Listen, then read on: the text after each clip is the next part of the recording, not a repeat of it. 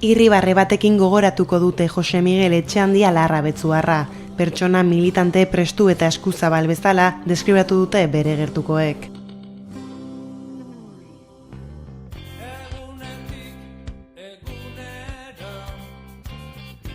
Bueno, Josemi herrian ni betidanik ezagutu dut. Josemi izen da personaje bat, Kakotxa esan da, ze oso ezaguna izen da herrien. Saltza guztietan egon da, gero 1985 urtean alde egin behar izen zuen, eta gero egon zen kanpoan eta gero kartzelan.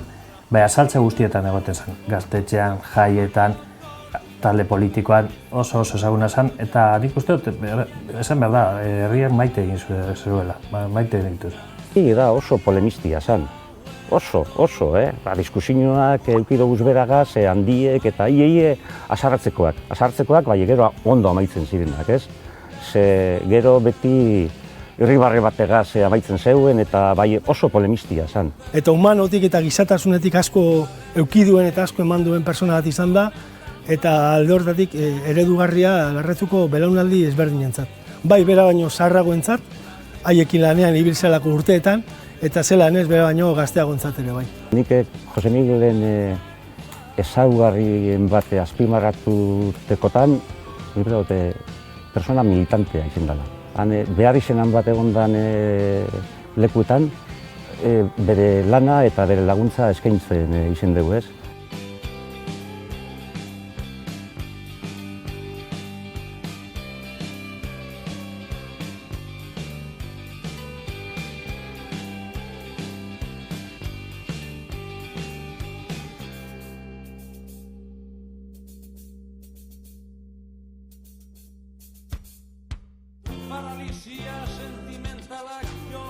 Azpimarratzeko izango zen bere implikazioa, ez? Bera gaztetxea hori bai, gaur egun ezagutzen dugun bezala hori bai, bera horre egon zen, oso horreran eta hori aurrera botatzen, eta gero talde politikoan. Politika arloan herri mailan asko markatu zuen, bera egon zen jarraien jaiotzan, herriko dinamika guztietan egon zen, eta politiko aldetik nik uste dut herrien itzi zuela oso berezi bat. Gai sozialak, gai politikoek, gai kulturalak, danak izin dire bere interesekoak, ez? Eta orduen tabernako elkarrizketak bez pentseu zirela holan, ez dakit zelan esan, bai garrantzi bakoak edo beti plantetan zeitu zen oso gai interesanteak, ze horrek adierazten duenan nire ikuspuntutik da bere implikazioa barruen dekon egonezine bageusek konponduteko. Bera gazte-gaztetetik hasi zen gazte mugimenduan, eganen lehenengo, beti berak esaten da eganen egon zala, sortzen jarraien egon zen, gero herri batasuna beba egon zen, beste alderdi politikoan, da alde egin baino lehen hau, herriko alderdi politikoan ezkerra bertxaleko alderditan lanean egon zen.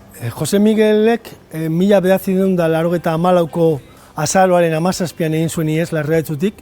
Egun horretan 16-ren kontzertua zegoen, eta nahiz eta berak ez zuen antolatu kontzertu hori, bere proposamena izan zen 16 bezalako talde vanguardista eta joera berritakoa ekartzea. Eta ekarri genuen 16 eta berazan etorri kontzertu horretara. Baina bere bila etorri ziren gau horretan bertan ertzainak. Ertzainak ez musikariak baizik eta besteak. Kartzeletik bueltetasenak berriro engantzatu zen. Gero orain bertan Bilbon bizi zen, baina gure uste beti Larrabetzuko izen da hemen egoten zen eta jarraitzen zen militatzen eta hor zegoen.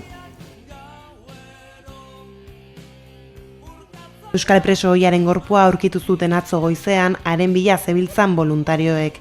Gorbeia mendiko arraba landetan ikusi zuten azkenekoz, igandean Larrabetzura familiarengana zioala.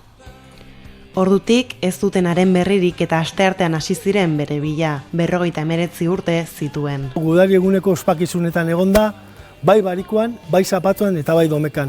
Gorbeara joan zen Jose Miguel Bustintzaren omenaldira, Gorbean omenaldi horretara joan zen, joaten zen lehenengo eguna ere, baina Gorbean iaz egin zuenetik berak gogo bizia zeukan itxinara joateko. Kartelan zegoenean beti galdetzen zuen zelan dago Gorbea. Ez zegoen telefonora erantzuten, WhatsAppean aktibidarik ez zegoen bezperatik, eta ja arduratu hasi zen, ez? Eta orduan erabaki genduen salaketia ipintia. salaketia ipini orduko, bere Bilboko etxea joan gintzezan, jakiteko anetzian dauen, igual zeus ere monda, ez? Eta anesan egon ez eguen inok erantzun, orduen ja, goizaldeko ordu batak inguruen salaketia ipini gendun eta dispositiboa martxan ipini zen. Ja martzenetik aurrera, hasi ziren aurkitzen, bai. Nik uste dut ondinoz sinesten gabizela, ez dugu hau barneratzen, ez? Uste dut danak dela esperantza, azkenean ez maitxe holan, baizik eta egortik egon zala galduta. Hor egon da, bueno, operatiboa, reskateko operatiboa bakarra da, ez? Bai, nik desberdineko neukez alde bi, edo arlo bi, alde batetik alde instituzionala, hor beti mobilize egiten direnak, hau da, dia, gurutze gorria, ertzaina, subiltzaileak eta bar, eta gero bolondresak, eta nik bai gusteko lizkitela azpimarratzea bolondresen lana, ez? Autoflageleu egiten gara esanez, bueno, geuria voluntarismo utze baino ez dala, elkartasuna adierazteko modu bat, bai ez dala eraginkorra, eta askotan oztopatu egiten dugu zela besteen lanak, ez? Eta kasu honek demostre deu, hori ez dala holantxe. Eta benetan niretzat unkigarri izen da.